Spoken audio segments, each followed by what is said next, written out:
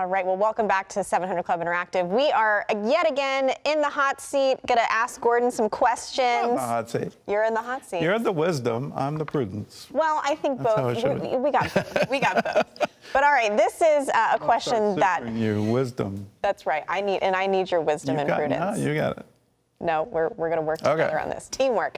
All right, so what advice would you give fellow believers who aren't sure how to reach out to others with the gospel with the new normal of social distancing and quarantine? How can we be a witness in this kind of crazy It's time? the same advice I give whether we're in a quarantine or not. And I quote St. Francis of Assisi, preach the gospel always, and on occasion use words. How you act is more important than anything else. And people are absolutely looking at your actions. And they are going to not so subtly notice that if you're doing things in conflict with your beliefs, well, they're going to now reject your beliefs because of your behavior. Right now, in the environment we live, how can we show love to people? And there are a lot of people out of work right now, and a lot of people need food, a lot of people need caring for. A lot of people are shut in right now. So how do we have concern for them? How do we reach out to them and do that safely and do that so they're protected and you're protected all at the same time? But the mere fact that you show that you care is one of the best sermons you could ever preach. At the same time, we can get on these wonderful social media platforms. I've yet to be on TikTok, but there are people on TikTok. There are people on Instagram. I have been there. There are people on Facebook, and they're looking for answers, and they're looking for how do I move forward? Is there a God? How do I reach him? And so be there for them and preach the gospel all the time. Occasionally use words. You can use pictures now on the internet. And so do that. Yeah, no, I think that it's, in a way, there's a silver lining in all of this, because I think exactly what you said, more people are, I think, willing to hear the gospel because they're desperate and they need hope more than ever before. And I've found, even in my own social media presence, like I'm doing what I can to give people hope and share the gospel. I mean, I think it's in a way kind of easier to do that right now. So yeah. And you can check out Ashley.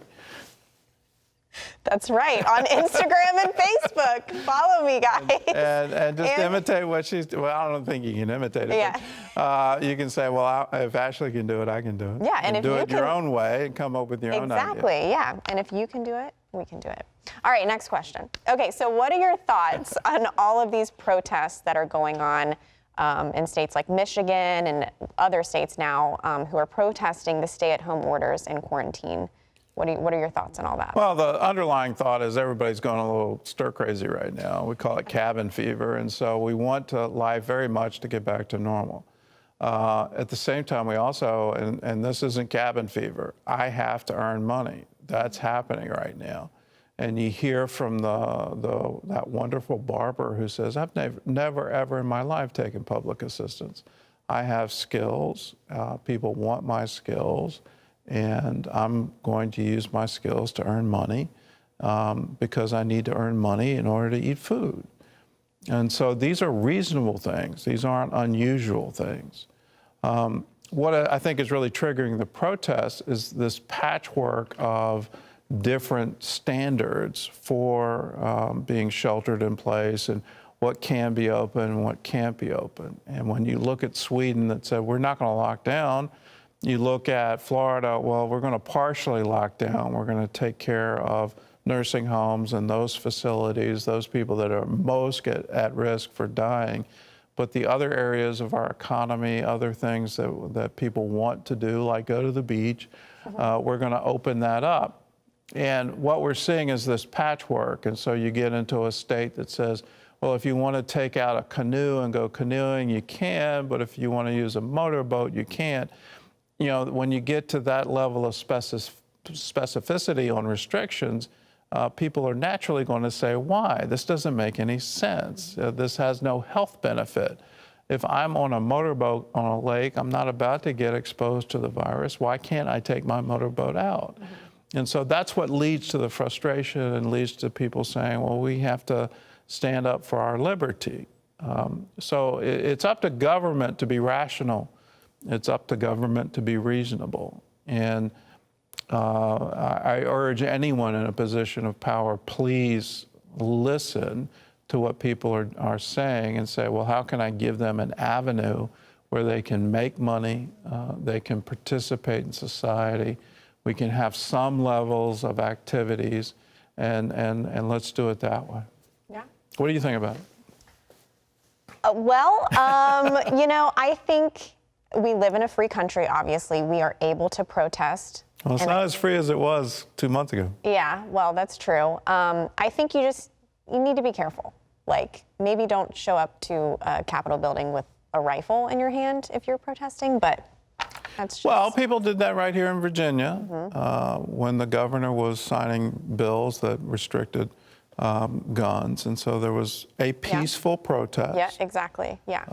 And I'm hearing reports that sometimes the agitators are plants, that they're not really part of the movement. How can we be peaceful? Yeah. Some of those protests, clearly people are not observing social distancing. Yeah. And yelling is another way, like singing, yelling is a way to spread the virus. Yeah. So, you know, I'm fine with the free speech. I'm fine with the assembly. I'm fine with the right to petition your government for redress of grievances. We have that right under the First Amendment. Yeah. But please be safe. Be safe and give grace and don't be so judgmental of others. Okay, those are words to live by. Wisdom, right there. Hey everyone, I'm Ashley Key. Thank you so much for watching this video. Be sure to like, subscribe, and hit the notification bell so we can reach more people with encouraging content like you just watched, and so you never miss a beat. See you next time, and God bless.